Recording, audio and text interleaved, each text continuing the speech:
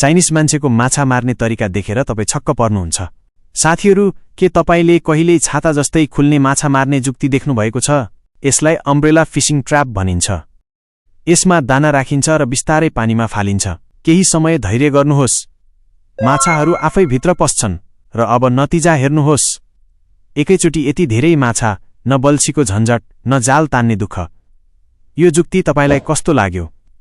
तपाईहरूलाई पनि माछा मार्न यसरी नै मन पर्छ भने कमेन्टमा आई लभ